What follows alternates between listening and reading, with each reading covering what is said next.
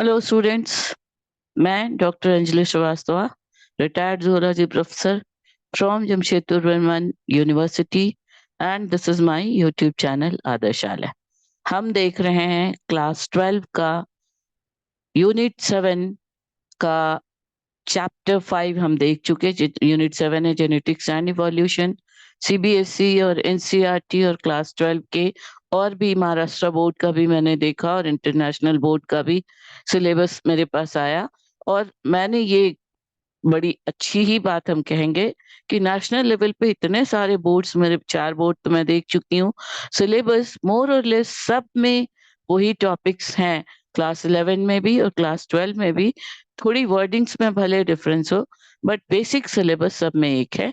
और इसका रीजन भी काफी एविडेंट है, क्योंकि नीट नेशनल लेवल का टेस्ट है मेडिकल के लिए, और उसमें पूरे देश के हर बोर्ड से बच्चे अपियर होते हैं। तो ये बहुत ही एविडेंट बात है, जाहिर सी बात है कि सिलेबस को मिलना चाहिए। तो हम देख रहे थे, हमने चैप्टर 5 इस यूनिट 7 का जेनेटिक्स एंड इवोल्यूशन में हम देख चुके हैं। Principles of laws of inheritance and variations हम देख चुके हैं कि मेंडलिज्म, जो फादर ऑफ जीन जेनेटिक्स कहे जाते हैं, जो बहुत दिन तक भले ही उनके जीवन काल में उनके काम को प्राथमिकता नहीं मिली, ऑथेंटिसिटी नहीं मिली, डॉक्यूमेंटेशन उनका रहा, और वो काफी समय बाद जाके उसको ऑथेंटिसिटी मिली। और आज जो भी हम जेनेटिक्स के बारे में, हेरिडिटी के बारे में, इवन साइटोजेनेटिक्स को अब मिला करके एक ब्रांच बन चुका है। और उसका जो बेसिस जो है वो हमेशा मेंडलिज्म के लॉज को फॉलो करता है। तो ये सारी चीजें हम देख चुके हैं। मॉलिक्यूलर बेसिस चैप्टर 6 है। मॉलिक्यूलर बेसिस ऑफ इनहेरिटेंस में जो इनके क्वेश्चंस मैंने देखे, उनके बेसिस पर अगर हम देखें तो ये इतने टॉपिक्स इस बेसिस के अंदर, इस टॉपिक के अंदर आ जाते हैं, इस चैप्टर के अंदर आ जाते हैं, जिनको हम शॉर्ट में करने की, देखने की कोशिश कर रहे हैं। फर्स्ट वीडियो में हम ये 4 टॉपिक्स देख चुके हैं, या 4 पॉइंट्स देख चुके हैं। इंट्रोडक्शन, कौन कौन से बायोलॉजिकल ब्रांच हैं, नए ब्रांचेस को मिला करके, जिन जो सारे मॉलिक्यूलर बेसिस ऑफ इनहेरिटेंस के से जुड़े हुए हैं। डीएनए आरएनए का बेसिक स्ट्रक्चर देख लिया हमने, केमिकल नेचर देख लिया, सेकेंडरी स्ट्रक्चर देखा, डीएनए पैकेजिंग देखी, और अब जो मोस्ट बर्निंग एग्जाम्पल है, हम बार बार बात कर रहे हैं डीएनए डीएनए डीएनए, हमने ये भी देख लिया। अब हम साइटोलॉजी को अब तक, दैट इज 19th सेंचुरी की बिगिनिंग, आप कह सकते हैं अर्ली 19th सेंचुरीज में, 1920, बिटवीन 1920 टू 30 बहुत सारे काम चल रहे थे, जिसमें सेल स्ट्रक्चर, साइटोलॉजी के बारे में काफी कुछ इंफॉर्मेशन मिल चुके थे। हम जान चुके हैं कि जो मेंडेलियन फैक्टर है वो फैक्टर की तरह एग्जैक्टली ट्रांसमिट करता है, बट हर फैक्टर इंडिपेंडेंटली नहीं ट्रांसमिट होकर के कुछ क्रोमोसोम की तरह के स्ट्रक्चर्स होते हैं सेल में, चाहे वो प्रोकैरियोट्स में वो स्कैटर्ड तो नहीं कह सकते हैं, ऑफ कोर्स वो न्यूक्लियोइड के रूप में बिल्कुल कॉम्पैक्ट स्ट्रक्चर की तरह रहते हैं, डिस्पर्स आप कह सकते हैं, डिस्पर्स रहते हैं, जबकि वो कॉम्पैक्ट होते हैं न्यूक्लियस में इन फॉर्म ऑफ पैकेज्ड और packed DNA in form of chromatid, जो जरूरत पड़ने पर जब डिवीजन के लिए सेल तैयार होते हैं तो कंडेंस्ड होते हैं और क्रोमैटिड्स की तरह उनके पार्ट्स दिखते हैं। तो ये हम देख करके आ रहे हैं। आज का हमारा टॉपिक है डीएनए द जेनेटिक मटेरियल। हम ये जानते हैं आज कि डीएनए जेनेटिक मटेरियल है, बट द क्वेश्चन इज कि क्या जब हम डीएनए के बारे में हमने पढ़ा, आरएनए, डीएनए, प्रोटीन, सेल में प्रोटीन है, आरएनए है, डीएनए है, लिपिड्स हैं, अदर मॉलिक्यूल्स हैं, बहुत सारे और भी बायोकेमिकल कंस्टिट्यूएंट्स हैं, तो हम कैसे इस निष्कर्ष पर पहुंचे? आज तो हम पहुंच चुके हैं कि डीएनए जेनेटिक मटेरियल है इन majority of cases. Of course कुछ कुछ केसेस में, जैसे भी क्यूबी बैक्टीरियोफेज हो गया, टोबैको मोजाइक वायरस हो गया, टीएमवी जिसको कहते हैं टोबैको मोजाइक वायरसेस, तो कहीं कहीं पे आरएनए भी काम करता है जेनेटिक मटेरियल का, बट इन मेजॉरिटी, मेजॉरिटी मतलब काफी मेजॉरिटी, 99% आप कह सकते हैं कि केसेस में डीएनए जेनेटिक मटेरियल की तरह काम करता है। दैट इज, वो पूरा मेंडेलियन लॉ को फॉलो करता है। और हम इस चैप्टर को जब एंड करेंगे तो आज हमारा चैप्टर यही रहने वाला है, डीएनए द जेनेटिक मटेरियल। आज हम जानते हैं कि डीएनए जेनेटिक मटेरियल है, बट इसके लिए हमें बहुत सारे साइंटिस्ट, हमें मतलब साइंटिस्ट को बहुत सारा काम करना पड़ा है। और ये बहुत इंटरेस्टिंग चैप्टर है। हम देखेंगे कि जो शुरुआत हुई है जेनेटिक मटेरियल के बारे में जानने की, उसके लिए जो फर्स्ट एक्सपेरिमेंट किया गया था वो एग्जैक्टली ये जानने का एक्सपेरिमेंट नहीं था कि डीएनए का नेचर क्या है, या ये जानने का कि वो कौन से एलिमेंट है सेल में जो कैरेक्टर्स को इनहेरिट करने के लिए रिस्पॉन्सिबल है, जो मेंडेलियन फैक्टर की तरह काम करते हैं, बल्कि वो एफ ग्रिफिथ थे साइंटिस्ट जो एक्चुअली निमोनिया का वैक्सीनेशन तैयार करने के लिए काम कर रहे थे। जब उन्होंने पहली बार ये फाइंड आउट किया अपने एक्सपेरिमेंट्स में कि वो ये भी जान सकते हैं इन एक्सपेरिमेंट से कि एग्जैक्टली क्या है सेल के अंदर जो जेनेटिक मटेरियल की तरह बिहेव करता है।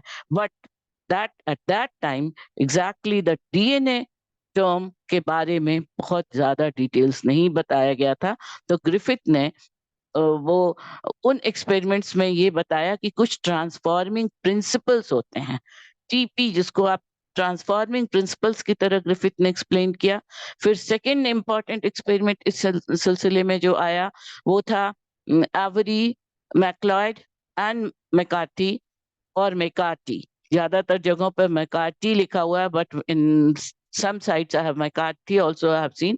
तो इन बट इन मेजॉरिटी मेरे हिसाब से मैकार्टी ही होना चाहिए। एवरी, मैक्लॉयड एंड मैकार्टी के एक्सपेरिमेंट से उन्होंने स्टैब्लिश किया कि डीएनए ट्रांसफॉर्मिंग प्रिंसिपल की तरह काम करता है। यहाँ पे वही गलती कह सकते हैं या चूक के एग्जैक्टली टर्म जो यूज किया इन तीनों साइंटिस्ट ने, एवरी, मैक्लॉयड एंड मैकार्टी ने, that the genetic material are the transforming principles that are most probably the RNAs or DNAs, that is the nucleic acids। but exactly तब RNA या DNA के structures के बारे में बहुत details known नहीं था। तो ट्रांसफॉर्मिंग प्रिंसिपल के वर्डिंग तक ही सिमट के रह गए एवरी एंड मैकार्टी भी। जबकि third experiment, exactly first experiment को कहा गया ट्रांसफॉर्मिंग ट्रांसफॉर्मेशन या ट्रांसफॉर्मिंग प्रिंसिपल, जिसमें पता किया गया। सेकेंड एक्सपेरिमेंट जो एवरी, मैकार्टी एंड मैक्लॉयड ने किया वो अच्छा, ईयर वाइज अगर आप याद करना चाहें तो फर्स्ट एक्सपेरिमेंट वाज, जो हम यहाँ पे देख रहे थे इसके पहले कि हम एग्जैक्टली अपने टॉपिक पे आ जाएं, थोड़ा सा हम इंट्रोडक्टरी पार्ट भी देख लें। यहाँ से हमने देखा था डीएनए पैकेजिंग देखा हमने, और रिप्लिकेशन के पहले यहाँ पे हम पहले ये तीनों एक्सपेरिमेंट्स हम देखने जा रहे हैं। That is that establishes the genetic material, cell के अंदर है क्या वो पार्ट जो जेनेटिक मटेरियल की तरह काम करता है। इसके लिए तीन तरह के प्रैक्टिकल एक्सपेरिमेंट्स किए गए। पहला था by Griffith, and that was that experiment has been referred as or mentioned as transformation. Second was biochemical explanation by Avery, McLeod, and McCarthy. This experiment was done in 1928, and as I have told you, ये experiment जब Griffith ने इसको explain किया तो Griffith का काम हो रहा था स्ट्रेप्टोकोकस न्यूमोनी, एक बैक्टीरिया है जो न्यूमोनिया की वजह होता है।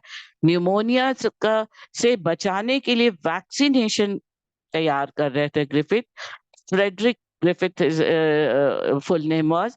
और उस दौरान उन्होंने कुछ ऐसी चीजें स्टडी की जो ये बता सके कि सेल के अंदर क्या चीजें हैं। ऑफ कोर्स प्रोकैरियोट्स पर, बैक्टीरिया पे हमेशा इस तरह के प्रैक्टिकल्स में आप देखिएगा कि एक्सपेरिमेंट्स में बैक्टीरियाज को बहुत ज़्यादा यूज़ किया गया है प्रिमिटिव लेवल पे, क्योंकि एक तो उनका बहुत शॉर्ट लाइफ स्पैन होता है, बहुत आसानी से उनको उनके मटेरियल्स जो कंस्टिट्यूएंट्स हैं उनको हम सेपरेट कर सकते हैं by blending and centrifuging by the centrifuge machine and blender.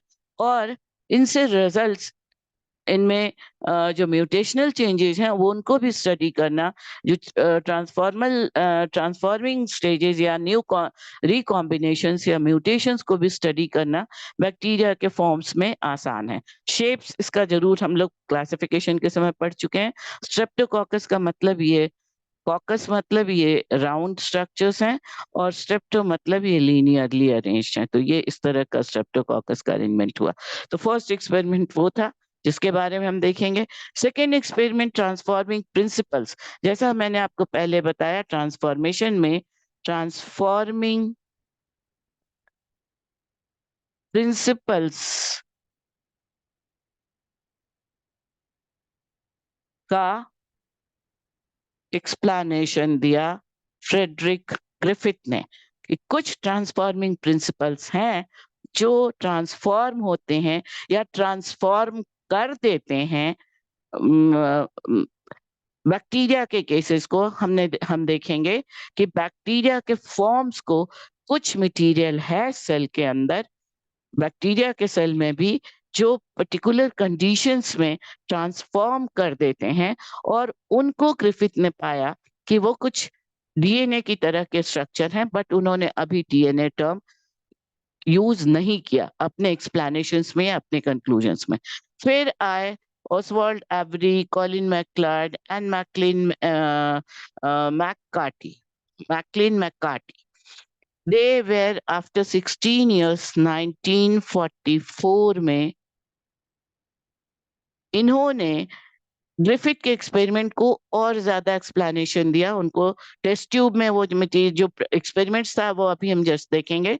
इस एक्सपेरिमेंट को थोड़ा एक्सपैंड किया, टेस्ट ट्यूब में मिक्सचर्स को लेकर के ब्लेंडिंग करके, और उसके बेसिस पर उन्होंने कुछ एंजाइम्स एंड कुछ बायोकेमिकल एजेंट्स यूज करके ये प्रूव किया कि ट्रांसफॉर्मिंग प्रिंसिपल्स और the transforming agents are present into the cell which has been later confirmed as DNA।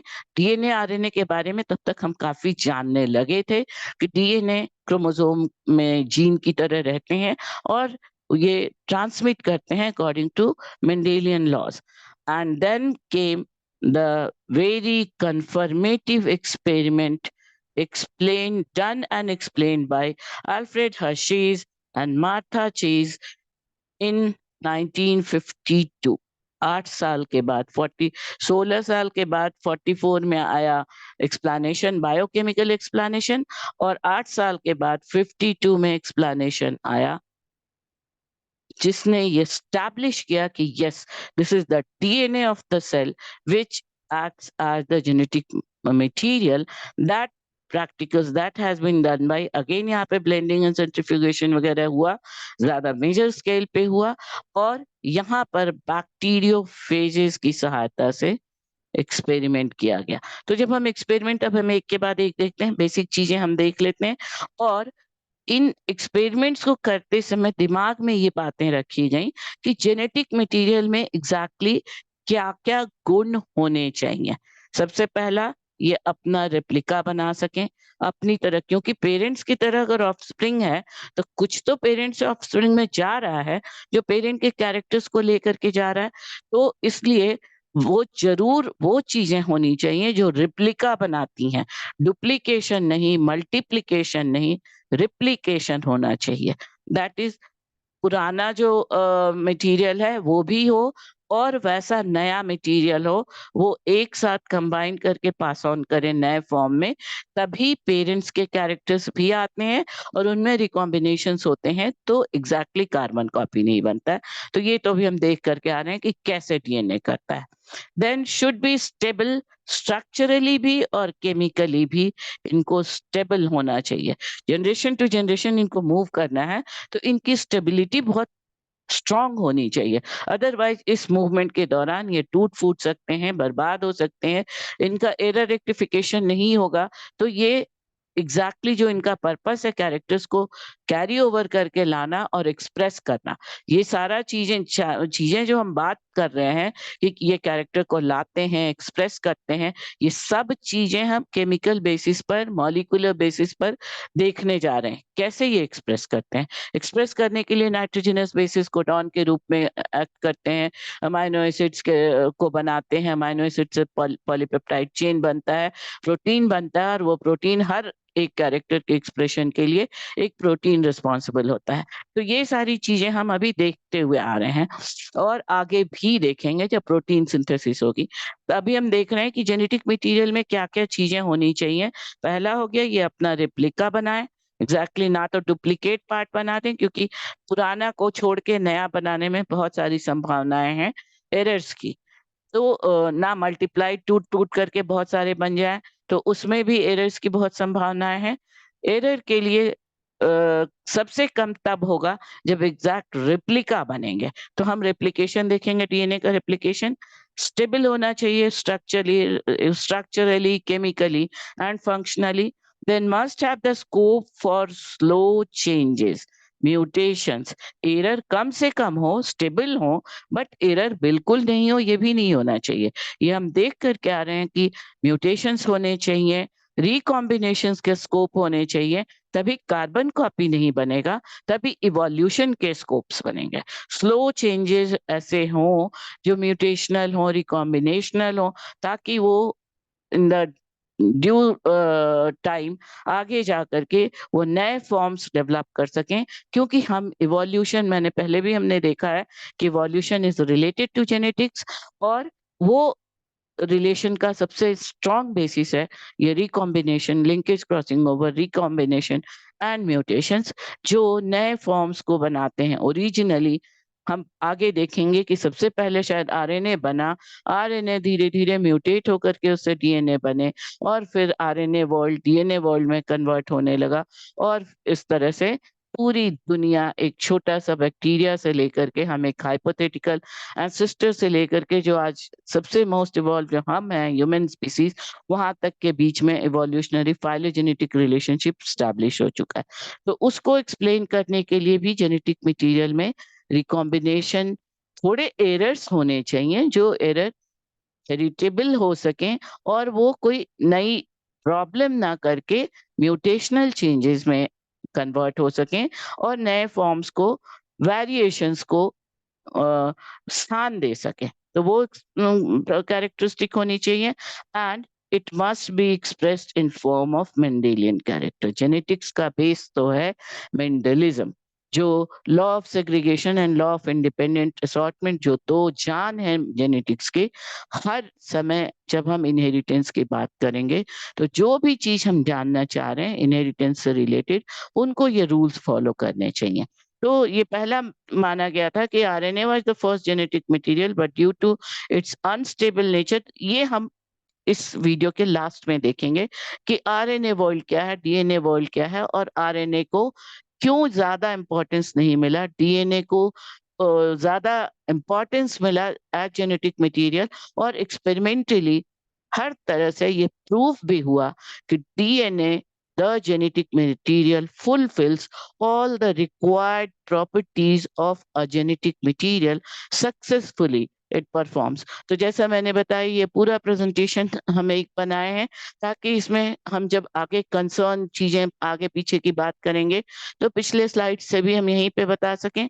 तो हमने देखा ये फोर्थ स्लाइड, ये है फिफ्थ स्लाइड, जिसमें एक्सप्लेनेशन, हम थोड़ा सा प्रैक्टिकल एक्सपेरिमेंट्स को शॉर्ट में देख लें, जो जो एक्सपेरिमेंट्स किए गए थे। ये जो 3 एक्सपेरिमेंट्स हैं, उन 3 एक्सपेरिमेंट को मैंने एकदम शॉर्ट में यहाँ पे दे दिया है। जेनेटिक मटेरियल में क्या क्या होना चाहिए। They must be stable, they must be replicable, they must be minimum error, they must establish कि कम से कम एरर हो, बट एरर हो जो रिजल्ट हो वेरिएशंस एंड म्यूटेशंस में। First experiment is the Griffith experiment, जिसको ट्रांसफॉर्मेशन एक्सपेरिमेंट कहा गया।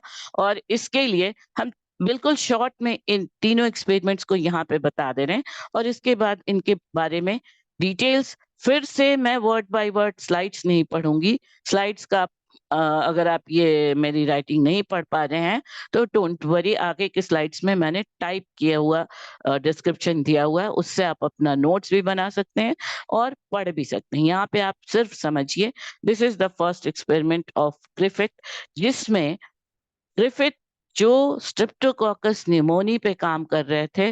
निमोनिया इज अ डिजीज जिसमें लंग इन्फेक्ट होता है और बहुत बुरी तरह लंग को डैमेज करता है, जो आज इस 2 साल पहले हम भयानक स्थिति में, जिसके मैं तो बहुत बड़ी भुगतभोगी हूँ, जो जिसने मेरी जिंदगी ही बदल दी है, कि ये जो निमोनिया है, चाहे जैसे भी हो, अगर कंट्रोल नहीं हो तो फेटल होता है। तो इसके वैक्सीनेशन को तैयार करने का काम कर रहे थे फ्रेडरिक ग्रिफिथ, और उस दौरान उन्होंने स्ट्रेप्टोकोकस निमोनी के 2 स्ट्रेन्स सेलेक्ट किए। तो हम यहाँ पे तीनों एक्सपेरिमेंट्स के बेसिक चीजें समझ लेते हैं। First is Griffith experiment.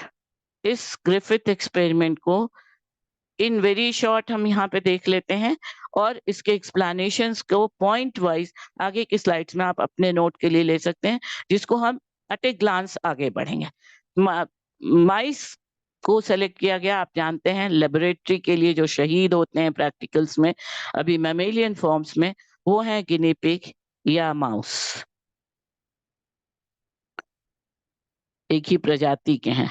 Guinea pig, sorry, PIG, it will be guinea pig और गिनिया पिग। स्पेलिंग लिखने में इसको लिखते हैं गिनिया पिग या माउस। पहले इतना गिनी पिग की जगह पे माउस ज्यादा अवेलेबल है, तो माउस पे एक्सपेरिमेंट्स किए गए। और क्या किया ग्रिफिथ ने, 2 स्ट्रेन्स ग्रिफिथ ने सेलेक्ट किए स्ट्रेप्टोकोकस निमोनी के। First strain was S strain, S for smooth. These strains were very smooth in their appearance, जिनको देखने में, टचिंग में, these were, एक मान लीजिए ये बाहर से एक कोट है जो बिल्कुल स्मूथ है, और इसके अंदर प्रेजेंट है इसका the original bacteria. This is the bacteria Streptococcus pneumoniae, जो ओरिजिनली ये पार्ट है उसका। This is the bacteria, this is the S strain. S strain, and second strain taken for the practical was experiment, sorry, was R strain. R strain का outer surface काफी rough है, R for rough, S for smooth, और this ये S strain को पाया गया कि it was virulent, virulent मतलब ये killing capacity रखता है, it was encysted, इस एस का मतलब है ऊपर से एक कवरिंग है जिसकी वजह से ये स्मूथ अपीयरेंस में हो जाता है, एक सिस्ट डेवलप कर जाता है, एंड दिस इज पैथोजेनिक। ये न्यूमोनिया कॉज करता है। जबकि एस स्ट्रेन, जिसमें ये सेल है, इसमें सेल के कंपोनेंट्स होंगे, this is non pathogenic, non virulent. इस स्ट्रेन को ये पाया गया एक्सपेरिमेंट्स के दौरान, ग्रिफिथ ने पाया कि इनको डालने से माउस मरते नहीं हैं, ये इसलिए ये नॉन पैथोजेनिक है, नॉन विरुलेंट है, और इनका आउटर सरफेस रफ होता है अपीयरेंस में। अब यहाँ पे ये देखिए, ये रेड कलर का स्मूथ स्ट्रेन है और ब्लू कलर के आर स्ट्रेन है। बेसिकली आर स्ट्रेन और एस स्ट्रेन में बेसिक डिफरेंस बस यही है कि अगर ये आर स्ट्रेन के ऊपर किसी तरह से ये कोट डेवलप हो जाए तो ये पैथोजेनिक या वेरुलेंट फॉर्म में कन्वर्ट हो जाएगा। इसका रीजन, मोस्ट पॉसिबल रीजन ये था कि जो ये सिस्ट है एस स्ट्रेन का, ये इस बैक्टीरिया की जो पैथोजेनिसिटी, लंग को इन्फेक्ट करने की कैपेसिटी को रिटेन करता है, बॉडी का, होस्ट का इम्यून सिस्टम इस सिस्ट की वजह से इसको किल नहीं कर पाता है, इसलिए ये पैथोजेनिक है। जबकि आर स्ट्रेन में कोई इस तरह की प्रोटेक्टिव कवरिंग नहीं है, तो ये इसको बॉडी का इम्यून सिस्टम किल करने में कैपेबल है, और इसलिए आर स्ट्रेन डालने से माउस का डेथ नहीं होता है। सो फर्स्ट एक्सपेरिमेंट में एस स्ट्रेन डाला गया, माउस डाइज। सेकेंड एक्सपेरिमेंट में आर स्ट्रेन डाला गया, माउस लिव्स। थर्ड एक्सपेरिमेंट जब किया गया तो एस स्ट्रेन को हीट किल किया गया। इसके पहले हम पढ़ करके अभी आ रहे हैं, और आपने जब डीएनए पढ़ा है तब भी आपने पढ़ा होगा थर्मल डीनेचुरेशन ऑफ डीएनए हम कर सकते हैं। एक पर्टिकुलर टेम्परेचर तक हीट करने से डीएनए, आरएनए, प्रोटीन सब का अपनी जो ओरिजिनल उनकी प्रॉपर्टी है वो दैट टेम्परेचर पर पहुंचने पर किल हो जाती है। That is they are denatured, वो अपना फंक्शन शो नहीं करते हैं। तो वो काम किया गया, that is heat killed S strain. S strain को ऑब्टेन किया गया, हीट से किल किया गया, और उसको जब इंजेक्ट किया गया तो माउस इज लाइव। मतलब आर स्ट्रेन में से mouse is live, S strain heat kill डाला गया तो mouse is live. But fourth experiment में बहुत यूनिक चीज की गई। एस स्ट्रेन आर स्ट्रेन वाले बैक्टीरिया के साथ मिक्स कर दिया गया ये हीट किल्ड एस स्ट्रेन वाले बैक्टीरिया को, और इन दोनों के मिक्सचर को जब माउस में इंजेक्ट किया गया, देन क्या होना चाहिए? माउस को तो मरना नहीं चाहिए, क्योंकि हीट किल एस स्ट्रेन से माउस लाइव है, आर स्ट्रेन से माउस लाइव है। बट वही आर और हीट किल एस मिल करके mouse is dead, mouse dies. So it proves, ये कंक्लूजन इसका ये निकाला ग्रिफिथ ने, कि कुछ ऐसी चीज है जिसने आर स्ट्रेन को ट्रांसफॉर्म कर दिया एस स्ट्रेन में, और यही पता करना था कि वो है क्या। सो this is the transforming principal. Griffith ने यहीं तक एक्सपेरिमेंट किया और ये बताया कि कोई ऐसी चीज है एस स्ट्रेन में या आर स्ट्रेन में जो आर स्ट्रेन को एस स्ट्रेन में कन्वर्ट करती है। एस स्ट्रेन को जब हीट किल किया गया तब भी उस एस स्ट्रेन के बैक्टीरिया में कुछ ऐसी चीज बची हुई थी जिसने आर स्ट्रेन को कन्वर्ट कर दिया। मतलब आर स्ट्रेन के जो जीनोम को उसने कैप्चुलाइज कर दिया, कैप्चर किया, और उस पर कोट बना दिया, और उसकी वजह से वो विरुलेंट हो गया और उसने माउस को मार दिया। इसका explanation, so this has been explained as the transforming principle. I think कि आपको एक्सपेरिमेंट समझ में आया होगा। आप इसके एक्सप्लेनेशन या वर्डिंग्स पर मत जाइए, ये भी आपको आगे के स्लाइड्स में बहुत डिटेल्स में मिल जाएंगे। पहले पहले आप तीनों एक्सपेरिमेंट को शॉर्ट में समझ लीजिए। तो यहाँ पर हो गया transforming principles. Certain things are transforming, acting as transforming principles in the bacteria of R strain and strain of Streptococcus pneumoniae. Then came the second experiment, explained in 1944 by Avery, MacLeod, and McCarthy.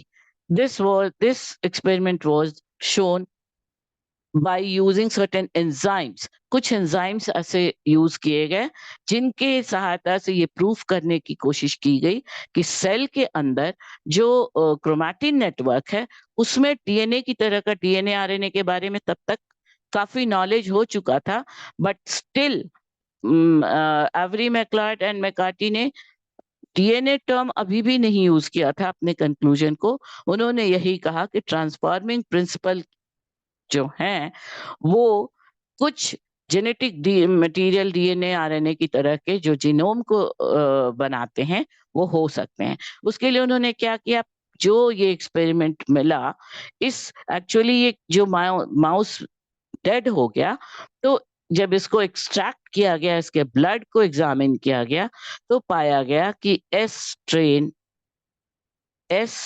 Strain इसके blood में पाया गया, इस mouse के। ये बहुत surprising था क्योंकि एस स्ट्रेन यहाँ कहाँ से आ गया? बैक्टीरिया ओरिजिनली जो डाला गया था वो आर स्ट्रेन था, और हीट किल एस स्ट्रेन डाला गया, तो हीट किल एस स्ट्रेन डाले थे तब तो माउस जिंदा था। जब खाली हीट किल डाला गया तो कुछ तो ऐसा है जिसने आर स्ट्रेन को एस स्ट्रेन में बदल दिया, क्योंकि एस स्ट्रेन इस माउस में पाया गया। उसको एक्सप्लेन करने के लिए इस लिक्विड को इस रेड एनिमल से लिया गया, उसको सेंट्रीफ्यूज किया गया विद सर्टेन अल्कोहल, और उसके बाद 5 टेस्ट ट्यूब में डिवाइड कर दिया गया, 1 2 3 4 5। पांचों टेस्ट ट्यूब में लेने के बाद इन टेस्ट ट्यूब्स में आर स्ट्रेन डाला गया, और ये जो टेस्ट ट्यूब्स हैं इनको कल्चर मीडियम इसका लिया गया, certain typical type of enzymes डाले गए इसमें। सबसे पहले में यहाँ पे बहुत आपको ठीक से पढ़ नहीं पा रहे हैं तो हम लोग आगे देख लेंगे। अभी हम आप एक्सपेरिमेंट को समझ लीजिए। फर्स्ट स्लाइड में फर्स्ट टेस्ट ट्यूब में एंजाइम डाले गए, दोज वेयर, यहाँ पे लिखते हैं, ये आप सिर्फ एक्सपेरिमेंट समझिए। प्रोटीएजेस, प्रोटीएजेस वो एंजाइम्स हैं, एजेस वो एंजाइम्स हैं जहां भी एजेस से एंड होता है, दैट एज मतलब these enzymes have the lytic property, that is they can digest. So proteases, these are the enzymes that digest protein. हमें अभी ये देखना है कि कुछ तो ट्रांसफॉर्मिंग चीज थी जो एस स्ट्रेन में बची रह गई थी हीट किल होने के बाद भी, जिसने आर स्ट्रेन को बदल दिया। तो पता ये करना है कि वो क्या चीज थी। तो उसके लिए हम ये भी जानते हैं कि सेल में प्रोटीन्स होते हैं, सेल में लिपिड्स होते हैं, सेल में आरएनए होता है, और सेल में डीएनए होता है। मेजर यही चीजें होंगी एक बैक्टीरिया के सेल में। तो प्रोटीएजेस डाला गया फर्स्ट सॉल्यूशन में, तो क्या होगा, प्रोटीन को वो डिसॉल्व कर देगा, प्रोटीन खत्म हो जाएगा। जब इसको यहाँ पे देखिए माउस डाइज लिखा हुआ है तो ये प्रोटीएजेस नहीं होगा, ये यहाँ पे प्रोटीन डीएनए होना चाहिए। तो इस लिए ये प्रैक्टिकल को डिटेल्स हम समझेंगे। यहाँ पे सबसे पहले समझिए, एक में कार्बोहाइड्रेट है, दूसरे में प्रोटीन है, तीसरे में लिपिड है, चौथे में आरएनए है, पांचवा में डीएनए है। इनमें आर स्ट्रेन डाला गया और इसके मीडियम में एंजाइम्स डाले गए। कार्बोहाइड्रेट को डिसॉल्व करने के लिए लाइपेजेस लिए गए। लाइपेजेस वो एंजाइम्स हैं जो कार्बोहाइड्रेट को के प्रोडक्ट्स जो भी हैं, शुगर है, ग्लूकोज है, फ्रुक्टोज है, उनको डिसॉल्व कर देता है। इनको जब डाला गया तब भी माउस इज लाइव, माउस नहीं मरता है। सेकेंड है प्रोटीएजेस डाला गया। प्रोटीएजेस ने प्रोटीन को, तो फर्स्ट यहाँ प्रोटीन प्रोटीएजेस को डिसॉल्व करता है, सेकेंड में लाइपेज कार्बोहाइड्रेट को डिसॉल्व करेगा, या शुगर स्टार्च जो भी है कार्बोहाइड्रेट को डिसॉल्व करेगा। यहाँ पर भी अब कितने सारे बेचारे शहीद होते चले गए हैं माइस हमारे प्रैक्टिकल्स को एब्जॉर्ब कर एक्सप्लेन करने के लिए। जब प्रोटीएज डाला गया तब भी माउस डाइज। कार्बोहाइड्रेट को डिसॉल्व करने के लिए लाइपेज डाला गया तब भी माउस डाइज। ये आर स्ट्रेन का ओरिजिनल लिक्विड है जिसमें हम ये सारी चीजें डाल रहे हैं। थर्ड केस में ये हीट किल्ड वाला लिया गया है, ये सब बातें ध्यान रखिएगा। ये जो ब्लड स्ट्रेन है यहाँ पे हीट किल्ड वाला लिया गया है और उसमें आर स्ट्रेन डाला गया है और ये एंजाइम्स डाले गए हैं। थर्ड केस में राइबोन्यूक्लियेज या आरएनएज, इसको राइबोन्यूक्लियेज भी कहते हैं, जो आरएनए को न्यूक्लियेज, जो आरएनए को डाइजेस्ट करेगा, तब भी माउस डाइज। इस केस में भी mouse is dead. Fourth case में डाला गया first carbohydrate, lipid, RNA, protein. Protein में तो हम देख ही चुके, तो कार्बोहाइड्रेट हो गया, लिपिड हो गया, lipase is for lipid, sorry, carbohydrates के लिए अलग तरह से कार्बोहाइड्रेट के एंजाइम्स डाले गए, वो उन्होंने भी शुगर को डिसॉल्व करने वाले एंजाइम्स डाले गए। तो ये हो जाएंगे आपके, यहाँ पे होगा लाइपेज इज फॉर लिपिड्स।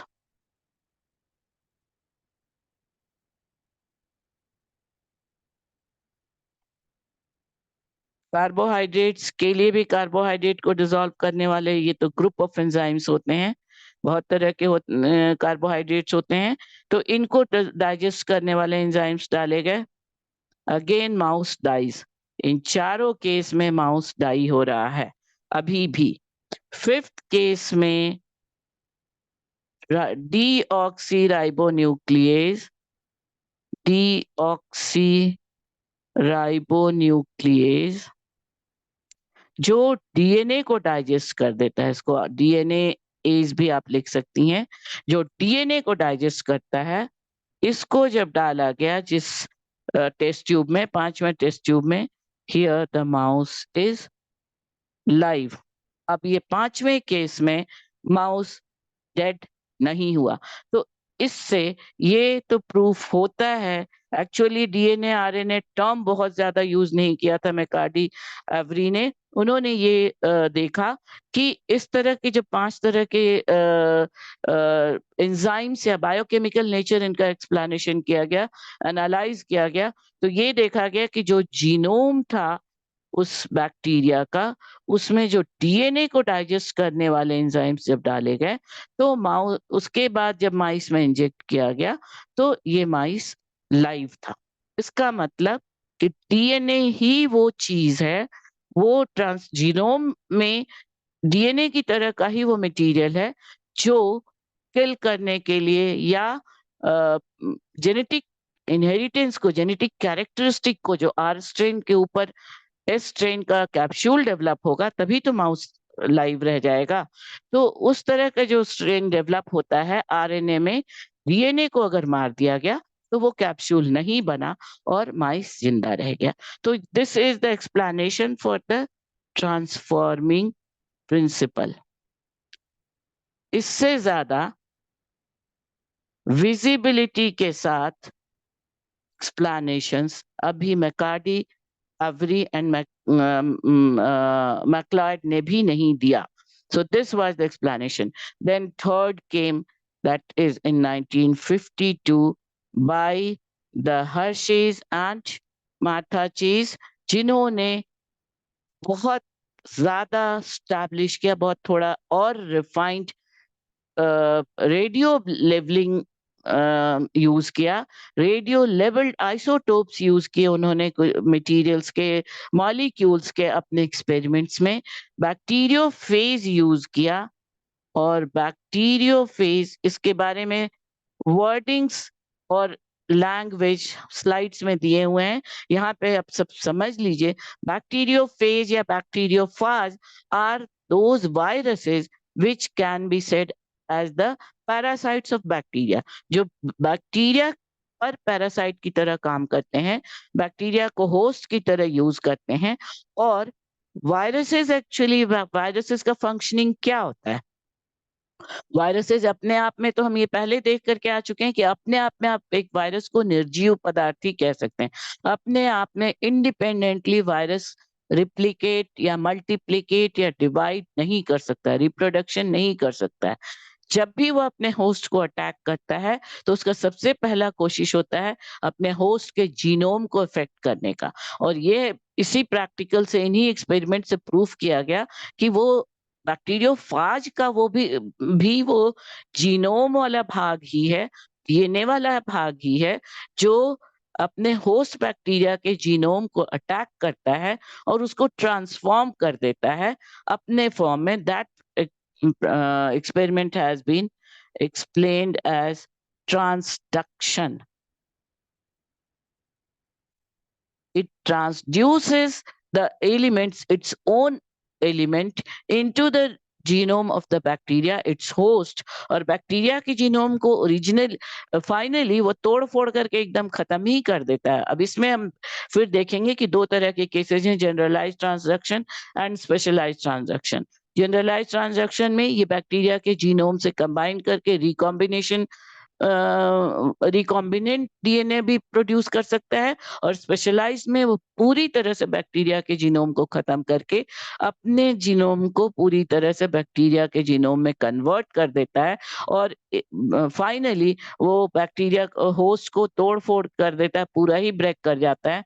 और जो इसके अंदर से निकलते हैं ये पूरे आरएनएज होते हैं, सॉरी बैक्टीरियोफाजेस पूरा निकलते हैं। और मतलब बहुत सारे वो मल्टीप्लाई कर जाते हैं और वो फिर दूसरे होस्ट को अटैक करते हैं। So these were the explanations in practicals. इस ग्रिफिथ के सॉरी ये जो लास्ट है हर्शेज एंड चीज के एक्सपेरिमेंट को एक्सप्लेन करके ये स्टैब्लिश किया गया कि वो चीजें रेडियो एक्टिव लेबलिंग करके फास्फोरस एंड सल्फर मॉलिक्यूल्स को ये प्रूव किया गया फाइनली कि yes, this is only the DNA that transforms, that affects, or that is the genetic material which is carried from one generation to another generation, from one host to another host, and it carries the characters from one generation, yes, from one generation to another generation.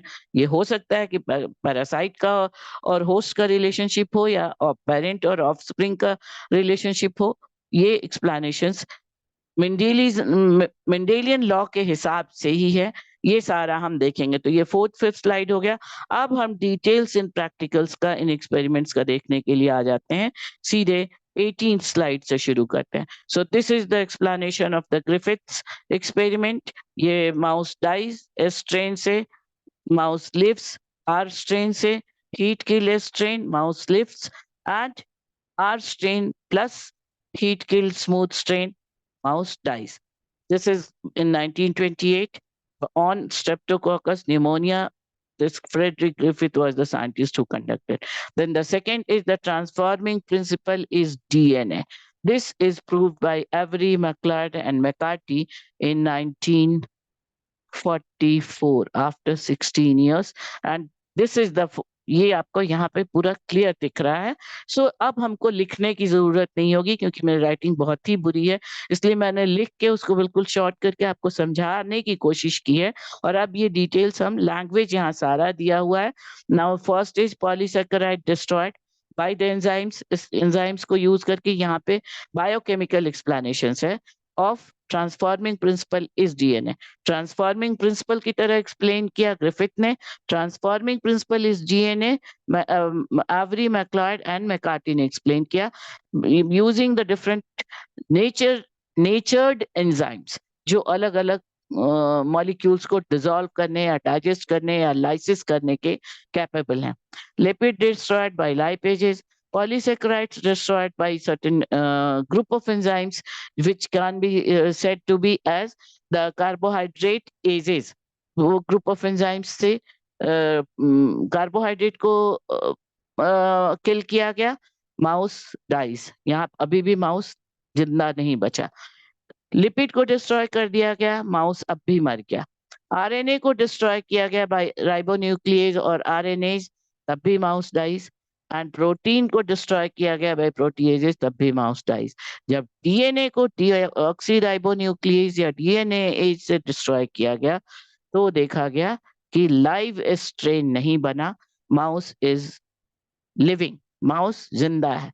That proves that despite the removal of protein, fat, carbohydrate, RNA तक को हटाने के बाद भी mouse पर में conversion हो रहा है, ट्रांसफॉर्मेशन हो रहा है. सॉरी. बट जब डीएनए को डिस्ट्रॉय कर दिया गया है तब ट्रांसफॉर्मेशन नहीं हुआ है, proving that transforming principle is DNA. But this experiment is proving that transforming principle is DNA, genetic material DNA है. इसको काफी हद तक ग्रिफिथ के एक्सपेरिमेंट को एक्सप्लेन कर पाए, बट शो करके प्रैक्टिकली जो Alfred Hershey and Martha chase ने 1952 में बिल्कुल ये दिखा दिया कि yes, these are the DNA जो मूव करते हैं एक जनरेशन से दूसरे जनरेशन में और वो पूरा जीनोम को इफेक्ट करते हैं. दैट इज जेनेटिक मटेरियल वही है जो एक जनरेशन के कैरेक्टर को दूसरे जनरेशन तक ले जाते हैं. दिस इज इनहेरिटेंस और हेरिडिटी नहीं. वही तो इनहेरिटेंस है ना कि कैरेक्टर एक जनरेशन से दूसरे जनरेशन में जा रहा है. उसके लिए उन्होंने यूज किया बैक्टीरियोफाजेस. ये बैक्टीरियोफाजेस में क्या क्या है? एक कैप्सिड या बैक्टीरिया प्रोटीन कैप्सूल है बैक्टीरियोफाज, या वायरस का एक फॉर्म हो गया. ये वायरस है जो बैक्टीरिया का पैरासाइट है, इसलिए इसको बैक्टीरियोफाज या बैक्टीरियोफेज कहते हैं. और यहाँ पे जो बैक्टीरियोफाज लिया गया दैट इज T2 बैक्टीरियोफाज। और जिस बैक्टीरिया पर काम किया गया, it was E coli. E coli is said to be the simplest type of bacteria, जिसमें बहुत ही इसको बहुत आसानी से ग्रो करा सकते हैं, बहुत शॉर्ट इसका लाइफ स्पैन होता है, तो बहुत तेजी से इसके जनरेशन टू जनरेशन ऑब्टेन कर सकते हैं बहुत जल्दी, और बहुत कैरेक्टर्स इसमें लिमिटेड होते हैं। इसका न्यूक्लियस बहुत प्रोमिनेंट होता है, जिसकी स्टडी करना बहुत आसान है। तो इन वजहों से ई कोलाई को बहुत सारे लेबोरेटरी लेवल पे, बैक्टीरियल लेवल पे एक्सपेरिमेंट्स के लिए यूज किया जाता है। तो ये T2 बैक्टीरियोफाज यूज किया गया, जिसका स्ट्रक्चर इस तरह का है, एक कैप्सिड है, एक टेल है, और इसमें ये इसके लोकोमोटिव ऑर्गन्स क्लॉज की तरह निकले हुए होते हैं। ये एक आपको कुछ दूसरी दुनिया का एलिमेंट की तरह दिख रहा है। इनमें मेन जो मेजर कंपोनेंट्स क्या है, ये आउटर प्रोटीन कोट, और अंदर एक सर्कुलर या linear DNA, sorry circular DNA bacteria में होगा, ये एक डीएनए फ्रैगमेंट है with, this is the DNA.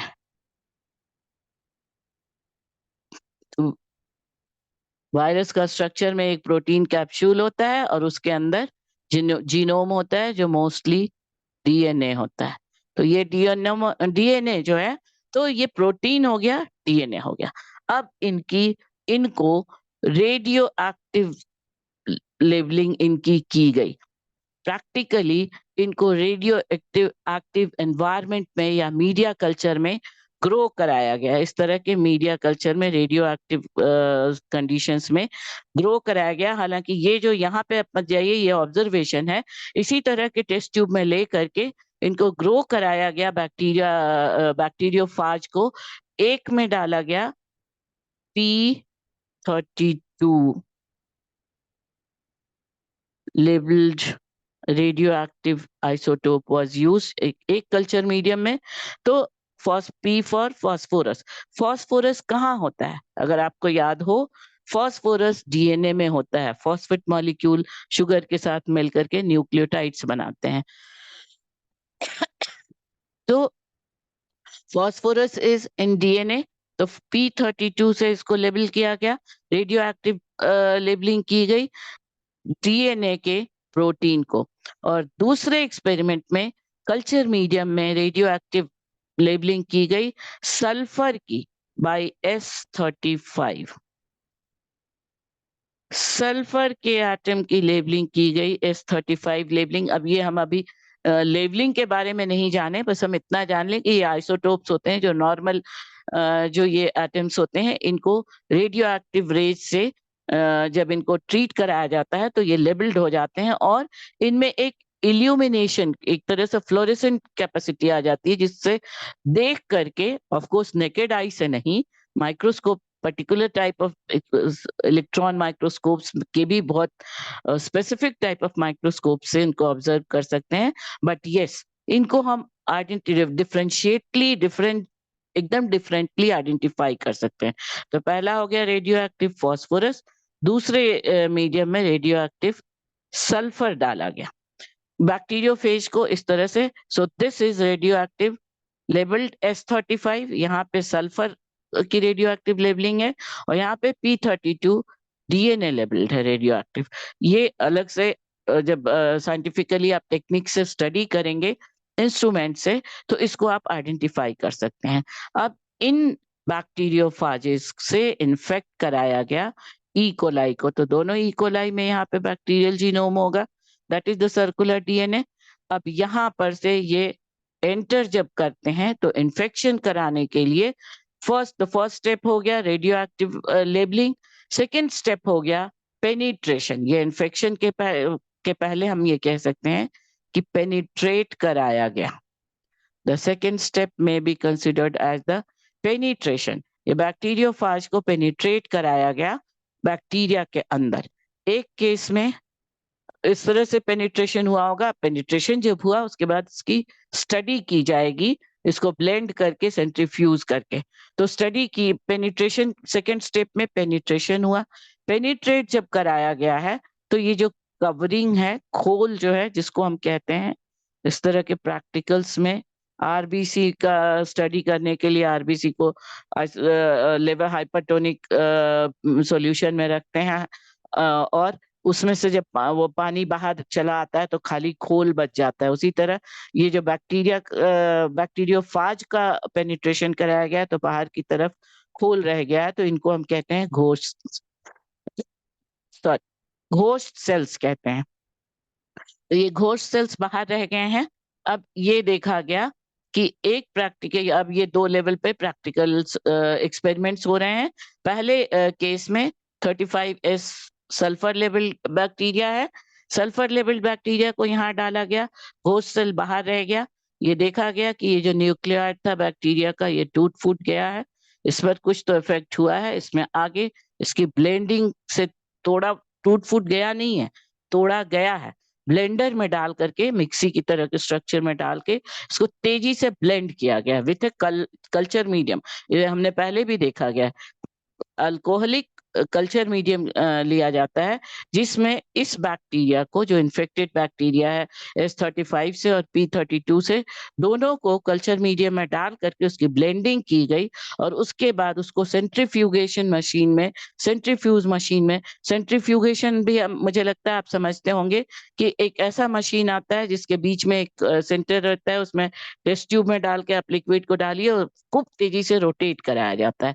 तो एक सर्टेन स्पीड में जब रोटेट होता है तो जो हेवी मेटल्स होते हैं वो नीचे प्रेसिपिटेट हो जाते हैं, और जो लाइट लिक्विड पार्ट होता है या लाइट जो पार्ट होता है वो ऊपर की तरफ आ जाता है, जिसको हम कहते हैं सुपरनेटेंट। तो ये जो ऊपर की तरफ आ गया है, ये this is called as the supernatant part of the solution, supernatant. And this is जो नीचे बैठ गया है, this is the precipitated part, precipitated. Centrifuge से प्रेसिपिटेशन कराया जाता है हर चीज एक्सपेरिमेंट में। तो दोनों एक्सपेरिमेंट, दोनों में यही किया गया, पहले पेनिट्रेट कराया गया, second first step radio active labelling, second penetration, third infection, fourth blending, fifth centrifugation. ये 5 एक्सपेरिमेंट किए गए और उसके बाद उनके रिजल्ट्स को एनालाइज किया गया। तो ये पाया गया कि जो फर्स्ट टेस्ट ट्यूब है जिसमें लिया गया था radio active 35S, that is sulphur को रेडियो लेबल किया गया था, इसमें जो सुपरनेटेंट सॉल्यूशन है, it was not sorry, it was radio active. ये जो ऊपर की तरफ, तो अंडरस्टैंड, समझ में आ रही है मेरी बात? आपने बैक्टीरिया लिया जो कंपैरेटिवली बैक्टीरियोफाज या वायरस से बहुत छोटा है। नेचुरली बैक्टीरिया के मॉलिक्यूल्स, बैक्टीरिया को जब आप ब्लेंड करके सेंट्रीफ्यूज करेंगे तो उसके पार्टिकल्स वायरस के पार्टिकल्स से हैवी होंगे। तो नीचे की तरफ ये सुपरनेटेंट है जो ऊपर रह गया, और pellet are the things that have been settled down, precipitated। तो ये जो ऊपर का पार्ट देखा गया, ये इसमें नेचुरली ये वायरस का पार्ट है। So this virus in this first experiment, जहां पर रेडियो एक्टिव लेबलिंग हुई है सल्फर की, सल्फर पाया जाता है प्रोटीन, प्रोटीन का स्ट्रक्चर अगर आपको याद होगा, प्रोटीन में पाया जाता है सल्फर, और डीएनए का स्ट्रक्चर अगर आपको याद होगा तो फास्फोरस पाया जाता है डीएनए में, फॉस्फेट मॉलिक्यूल में। तो जो जो फर्स्ट एक्सपेरिमेंट है जिसमें 35S लेबलिंग हुई है, वायरस के पार्टिकल्स को, वायरस के जीनोम को जब सेंट्रीफ्यूज कराया गया, ब्लेंड कराया गया, सेंट्रीफ्यूज कराया गया, तो ऊपर जो सुपरनेटेंट सॉल्यूशन है इसमें पाया गया कि वायरस जो है वो तो सुपरनेटेंट रेडियो एक्टिविटी उनमें पाई गई है, दैट इज S35 पार्टिकल्स यहाँ पे हैं, बट ये बैक्टीरिया बिल्कुल ही रेडियो एक्टिव नहीं है। मतलब कोई भी चीज प्रोटीन के लेबलिंग को जब किया गया है तो बैक्टीरिया जैसा था, उसमें उसका जब इन्फेक्शन हुआ है, इन्फेक्ट तो हुआ है बैक्टीरिया, क्योंकि अब आप किल जो कर दे रहे हैं तो यहाँ पे आपने डीएनए को तो मार तो नहीं दिया ना, रेडियो लेबलिंग की हुई है। तो जो नेचुरल बैक्टीरियोफेज का रिएक्शन था वो तो यहाँ पर भी रहेगा, पर उसको आप आइडेंटिफाई अलग से नहीं कर पा रहे हैं क्योंकि रेडियो एक्टिव प्रॉपर्टी यहाँ पे नहीं दिखाई दे रही है इस प्रेसिपिटेट में, बैक्टीरिया के प्रेसिपिटेट में। और मैंने आपको पहले ही बताया था कि वायरस क्या करता है।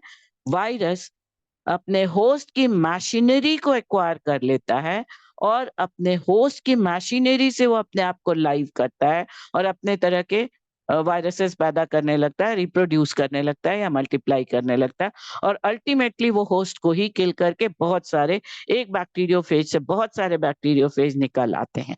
तो वो कंडीशन है, पर इस कंडीशन में रेडियो एक्टिविटी रिकॉर्डेड नहीं है क्योंकि घोस्ट सेल तो बाहर रह गया जहां पर लेबलिंग, रेडियो लेबलिंग थी, पर उसको जब क्रश किया गया है, उसको ब्लेंड किया गया है, तो कोई भी रेडियो एक्टिविटी बैक्टीरियल पार्ट में, बैक्टीरियल प्रेसिपिटेट में नहीं पाया गया है। PPT is here for precipitate, sorry. Then let us see the second case. Second case में 32 लेबल्ड फॉस्फोरस है। यहाँ पर भी वही किया गया है, पेनिट्रेशन, इन्फेक्शन, घोस्ट सेल बाहर रह गया, ब्लेंडिंग कराई गई, सेंट्रीफ्यूगेशन कराया गया। अब यहाँ पे जो एक्सप्लेनेशंस हैं दैट वाज सरप्राइजिंग। जो सुपरनेटेंट वायरल पार्ट है इसमें रेडियो एक्टिविटी नहीं पाई गई है, बट ये जो प्रेसिपिटेटेड पार्ट है, बैक्टीरियल पार्ट, इसमें रेडियो एक्टिव P32 पाया गया है। मतलब क्या हुआ, जब बैक्टीरिया वायरस के डीएनए ने एक्वायर कर लिया है बैक्टीरिया के अपने होस्ट के जीनोम को, और उसको कन्वर्ट कर दिया है अपने वहां, अपना जो उसका जो गुण था P32 की लेबलिंग की, वो दिखने लगा है बैक्टीरिया में। तो this is very much confirming कि वो डीएनए है जो कैरेक्टर को एक जनरेशन से दूसरे जनरेशन में ले जा रहा है। वायरस का P32 लेबल्ड डीएनए आ गया है बैक्टीरिया में, उसने एक्वायर कर लिया है बैक्टीरिया के जीनोम को, नष्ट कर दिया है न्यूक्लियोइड को, और खुद बैक्टीरिया के जीनोम की तरह काम करने लगा है, और उस बैक्टीरिया को डिस्ट्रॉय करके बैक्टीरिया का साइटोप्लाज्म को, साइटोप्लाज्म एग्जैक्टली तो वहां पे नहीं है, जो मटेरियल है, जो लिक्विड मटेरियल जो साइटोप्लाज्म और न्यूक्लियर प्रोटोप्लाज्म जिसको कह सकते हैं, जो लिविंग पार्ट है, उसको एक्वायर करके बहुत सारे बैक्टीरियोफाजेस बन गए हैं। तो this is proving that DNA is the genetic material that is passed from virus to bacteria. तो ये तीनों एक्सपेरिमेंट्स के डिटेल्स हो गए। अब point wise explanations different ways में यहाँ पे ये यहाँ पे आपके नोट्स के लिए, चूंकि मैं बहुत खराब गंदी राइटिंग में लिखती हूँ, तो आई थिंक कि अब मैंने जो आपको समझाना चाहा वो आपको समझ में आ गया है।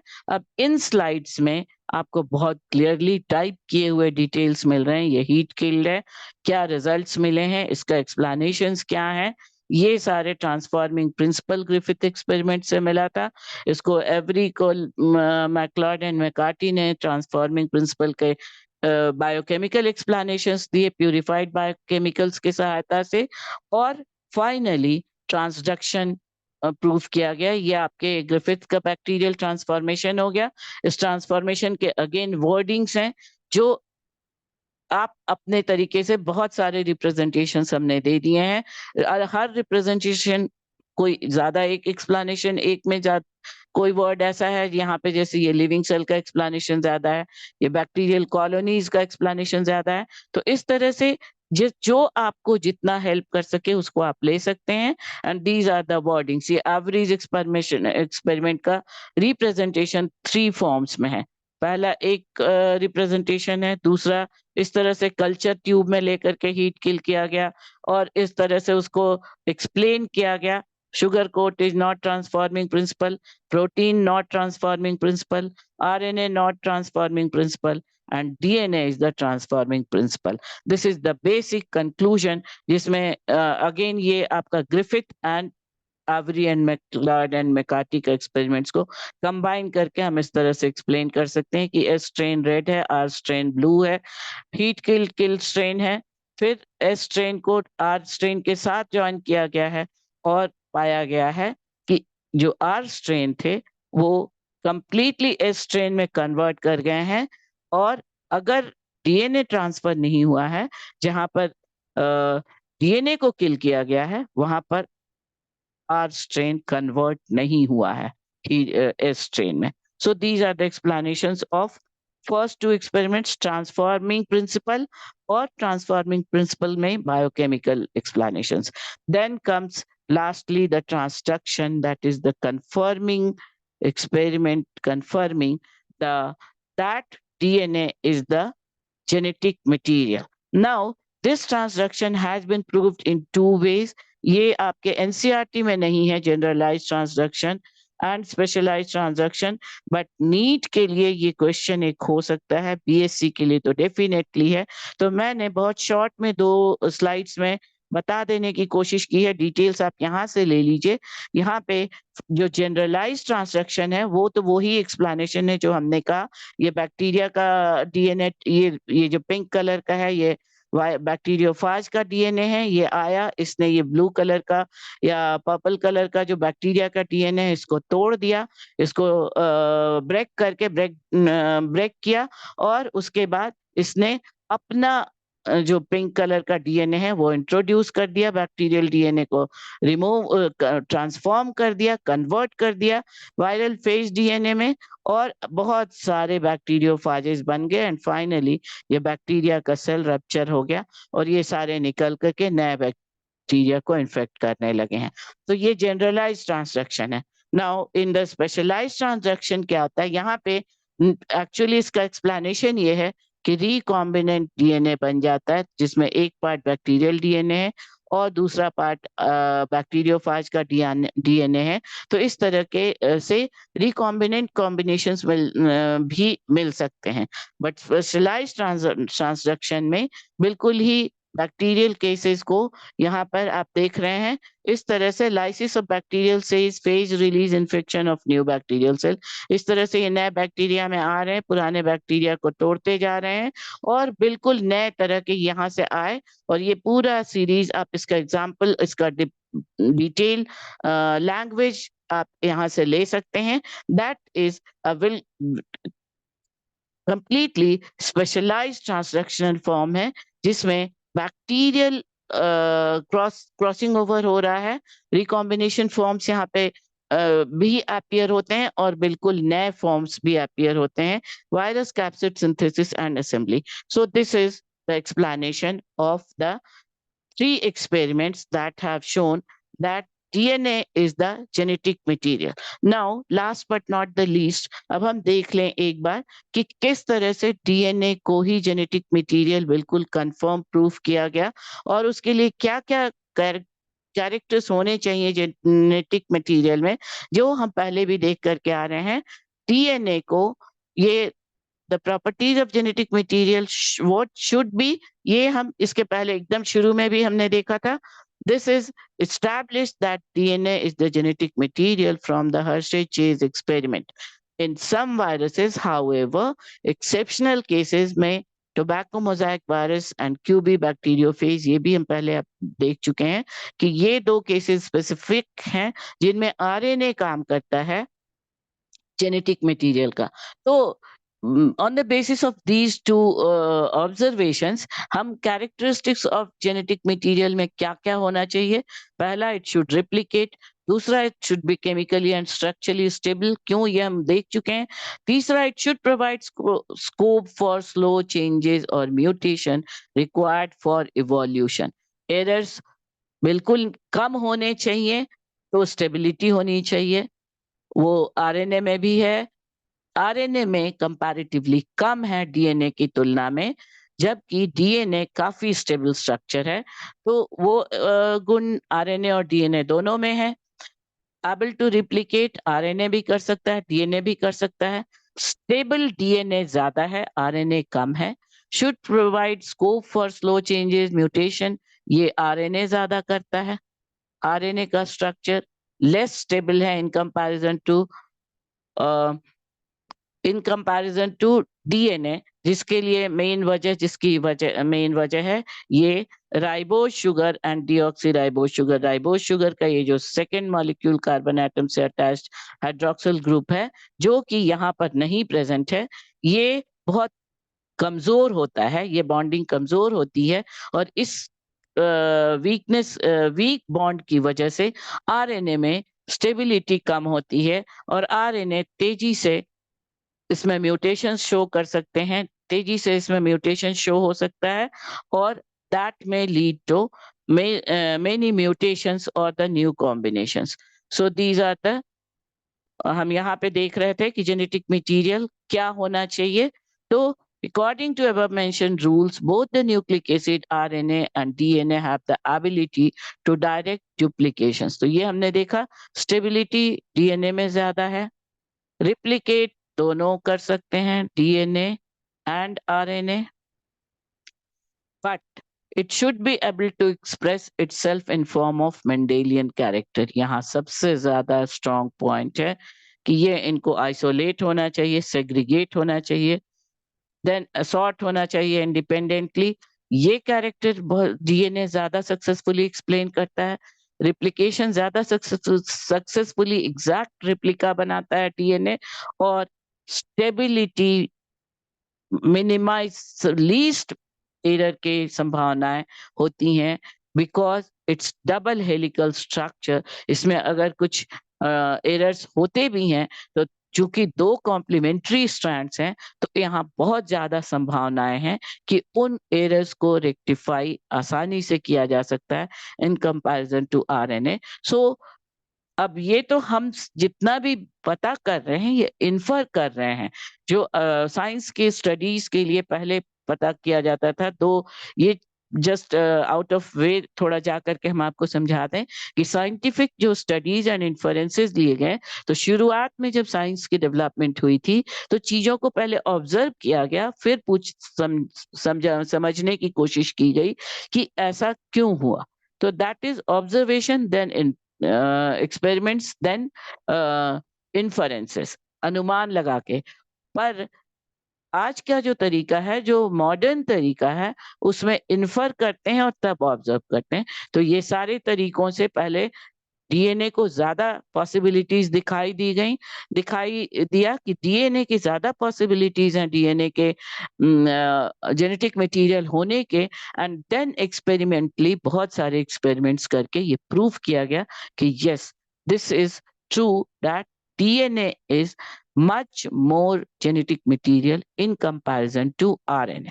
So that reason that stability can be explained as DNA, and that is the following of Mendelian characteristic। दो स्ट्रैंड हैं, दोनों अलग होते हैं, दोनों रिप्लिका टेम्पलेट की तरह काम करते हैं, अपना रिप्लिका बनाते हैं। तो ये ज्यादा strong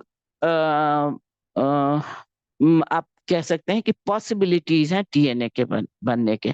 but the question arrows, ये इसके बाद की स्लाइड में ये आ सकता है कि स्ट्रक्चर ऑफ डीएनए, जिसके बेसिस पर हम बाद में देखेंगे। अब हम देखेंगे RNA world and DNA world, यहाँ पर खाली मॉलिक्यूलर बेसिस। ये नेक्स्ट स्लाइड, जब हम आरएनए का रिप्लिकेशन, अब हमने देखा डीएनए का स्ट्रक्चर, आरएनए का स्ट्रक्चर, और हम कह रहे हैं कि जेनेटिक मटेरियल को रिप्लिकेट करना चाहिए, एक रिप्लिका होना चाहिए जो नया रिप्लिका बनाए। तो that is the DNA replication, that we will see in the next video.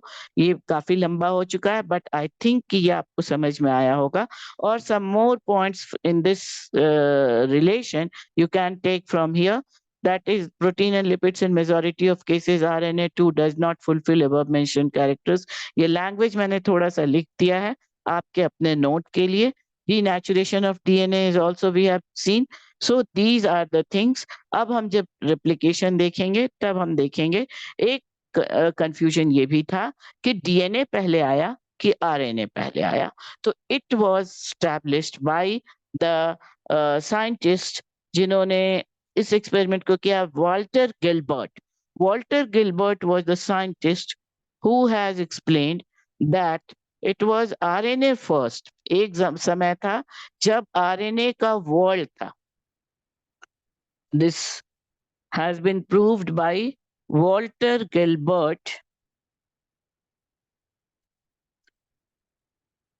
Walter Gilbert were the scientists who proved that at a time जब life originate हुआ है तो RNA mostly functions as messenger. अब हम जानते हैं, but एक समय था आरएनए वर्ल्ड का जब हम ये अब नीचे जा करके लास्ट में हम देखेंगे। अभी हम इतना ही समझ लें कि RNA world is the world that was first observed as the RNA world is there।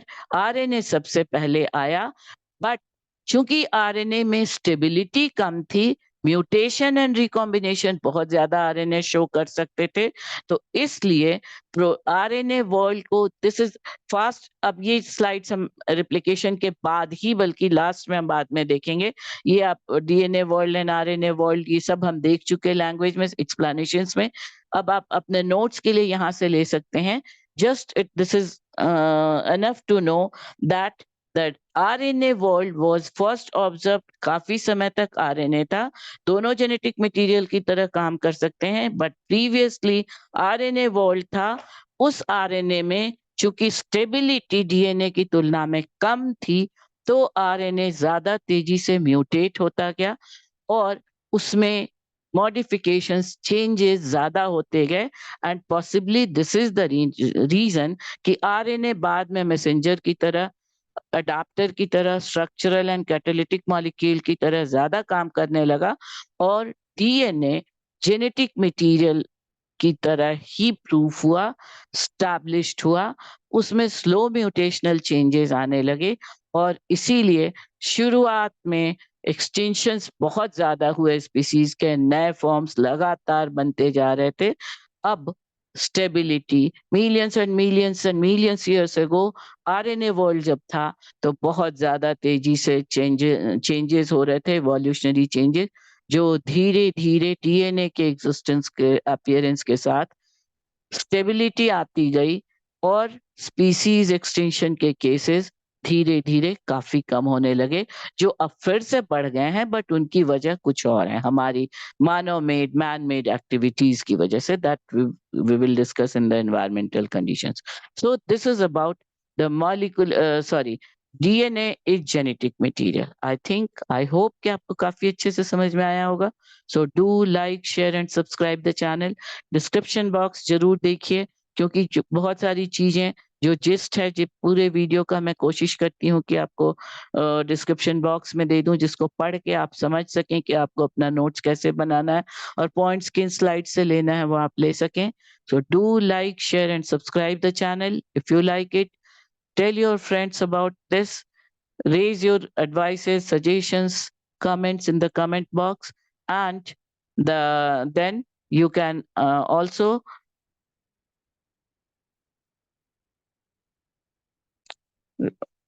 So thank you. I'm just stopping here.